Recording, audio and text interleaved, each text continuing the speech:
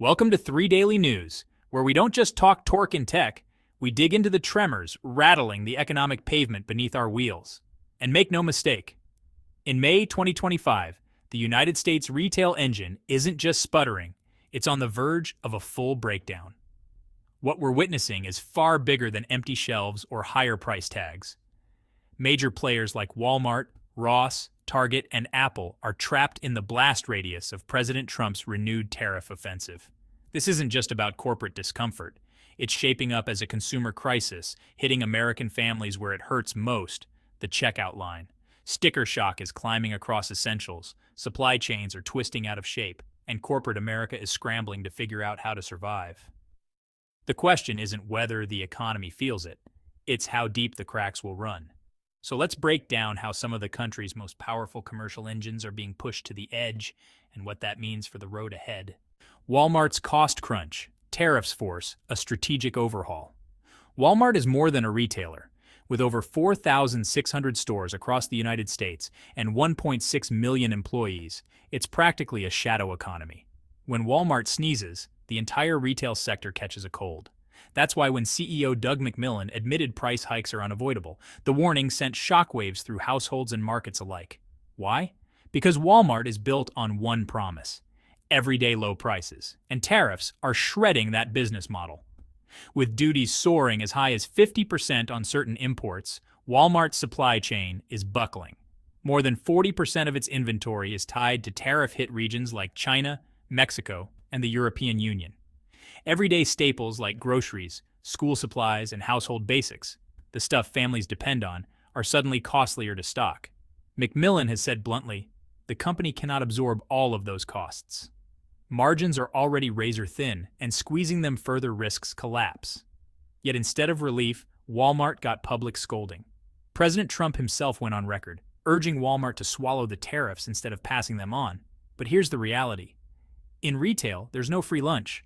Someone has to pay, and if it's not the company, it's the consumer. Behind the scenes, insiders say Walmart is quietly reshaping its operations. It's experimenting with packaging to cut reliance on tariff-heavy aluminum, rethinking supplier networks, and even scouting for new trade partners.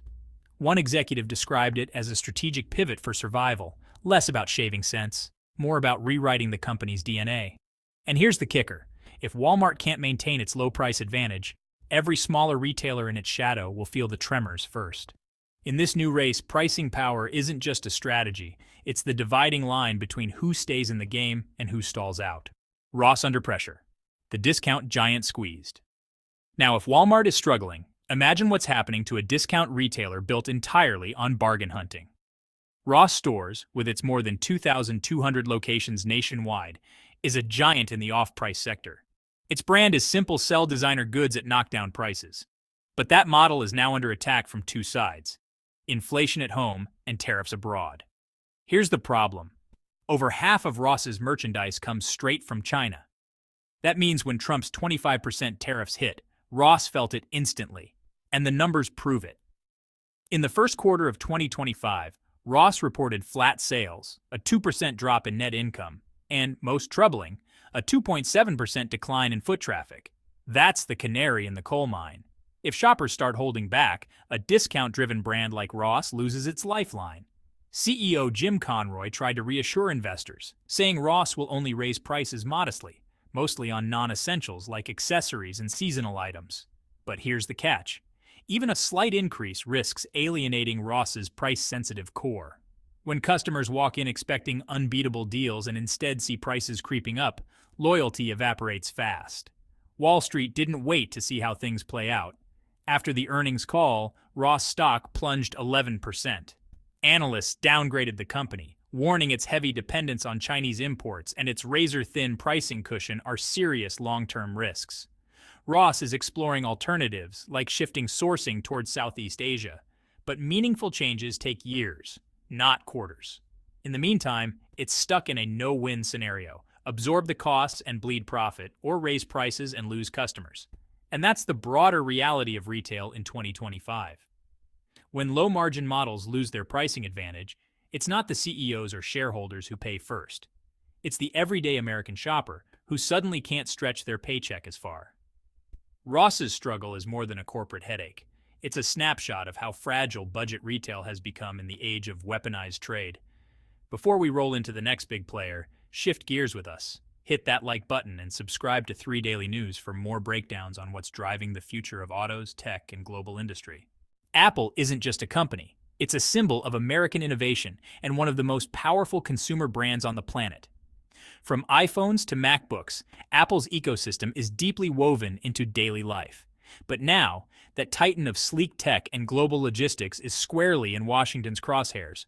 President Trump has threatened a 25% tariff on iPhones and other Apple products manufactured overseas, and that cuts straight into the heart of Apple's supply chain. Most Apple devices are assembled in massive plants across China, India, and Southeast Asia, regions chosen for scale, efficiency, and cost advantages that simply don't exist in the United States. Shifting that production stateside? Experts say it's a logistical nightmare. The cost alone would be staggering. Analysts estimate that United States-made iPhones could carry a sticker price of over $3,000 per unit, instantly pricing out millions of consumers. That isn't just expensive. It's catastrophic for Apple's carefully cultivated brand image of aspirational, yet broadly accessible tech. On a recent earnings call, CEO Tim Cook dropped a bombshell figure. Apple is already staring at $900 million in tariff costs, even before the newest wave of duties fully hits. Behind the scenes, the company is scrambling.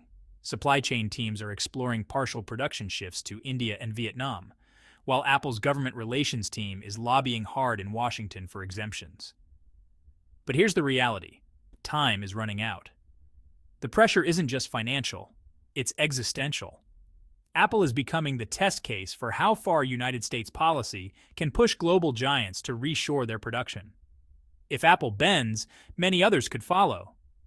But if it resists, it risks not only political backlash from Washington, but also massive market disruption and consumer outrage.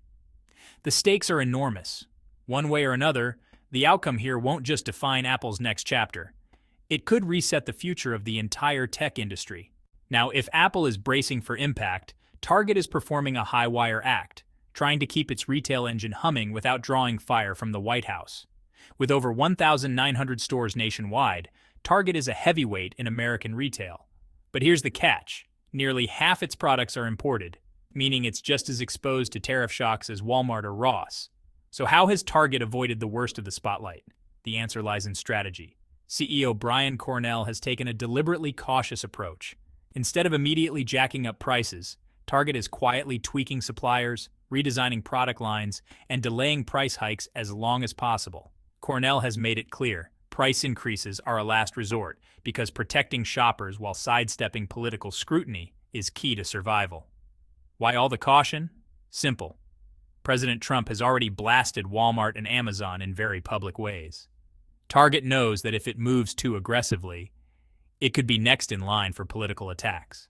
That kind of backlash could do more damage than tariffs themselves. Behind the curtain, though, Target's leadership is under real pressure. Executives are frantically renegotiating vendor contracts, reworking logistics networks, and identifying areas where small, targeted price hikes are unavoidable, particularly in categories like home goods and imported decor. The goal is crystal clear. Preserve Target's carefully cultivated value image without turning into a headline or alienating its loyal customer base. But that balancing act is fragile. One wrong move, and Target could shift from model of resilience to yet another cautionary tale in America's retail wars. This cautious strategy, however, raises a deeper question. Is it sustainable? Or is Target just buying time before the tariff wave finally crashes down? Here's the bigger truth. Walmart, Ross, Apple, Target. Their struggles aren't isolated stories. They're symptoms of a system-wide breakdown. The U.S. retail machine runs on global supply chains that were once fine-tuned to perfection. But now, those supply lines are sputtering under the weight of tariffs and trade friction. Ports like Long Beach and Savannah, critical gateways for imported goods, are clogged with backlogs. Customs clearance times have ballooned, stretching from days into weeks. Trucking companies are rerouting cargo through secondary ports, raising costs and slowing deliveries. And in warehouses across the country, shelves that once turned over seamlessly are now sitting half-empty, waiting for shipments stuck in transit. For decades, logistics was the invisible fuel line of American retail, unseen but essential. Today, that fuel line is choking. Retailers can't get goods on shelves fast enough. Manufacturers can't secure parts with certainty, and consumers are caught in the middle, staring at higher prices, fewer choices, and growing frustration. This isn't just a short-term detour, it's an overhaul of the entire consumer engine. Supply chains that took decades to build are being restructured in real time, often at enormous cost. Companies big and small are scrambling to adapt, but no one knows if the fixes will stick, or if we're heading into a permanent era of retail turbulence. Some Chinese suppliers are slashing output by as much as 70%. Others are closing their doors entirely. Even Vietnam, once the go-to safety valve for U.S. companies looking to dodge Chinese tariffs, is running at full throttle with no spare capacity left. As one logistics coordinator put it bluntly, we're running out of workarounds. And American shoppers? They're shifting gears fast. A survey by Numerator shows 83% of consumers are hunting for bargains, postponing purchases, or steering clear of imported goods altogether. That's more than just frugal shopping. It's a market signal. People are voting with their wallets, and retailers are getting squeezed from both directions. Higher input costs on one side, shrinking consumer demand on the other. Add in the political storm. Governors across the U.S. warning that consumer spending could shrink by $180 billion. And what we've got is a high-stakes standoff with no clear off-ramp. The administration shows no signs of easing up, which means companies must evolve, innovate, or risk being left in the dust. So where does this all lead? Let's bring it home. Whether it's Walmart overhauling logistics, Ross guarding razor-thin margins, Target walking a political tightrope, or Apple facing a manufacturing reckoning, one truth stands out. The American retail engine is overheating. This isn't some abstract policy debate. It's hitting households directly. Groceries cost more. School supplies are pricier. Even the latest gadgets are climbing out of reach. Families are stretching every dollar. Small businesses are hanging on by a thread. Retailers may be adapting in real time, but Washington is only doubling down, turning the screws tighter with each new tariff round. So what happens next? Is this just short-term turbulence that eventually smooths out? Or are we witnessing a permanent recalibration of how products make it onto shelves and into our homes? Now, we want to hear from you. Do you think prices will ever stabilize, or have we entered a new normal where everything just costs more? Should big brands cave to political pressure or take a stand and fight back? And what about reshoring? Is it really a solution, or just a high-cost detour that could hurt shoppers even more? Rev up your thoughts in the comments below. We're reading everyone. And before you go, make sure to hit that subscribe button and ring the bell so you don't miss what's next from 3 Daily News. Your front row seat for auto updates, economic twists, and gear-grinding analysis of the biggest stories shaping our world. Thanks for riding with us, and we'll catch you in the next video. You can check out any of the videos on screen now. There's plenty more to explore.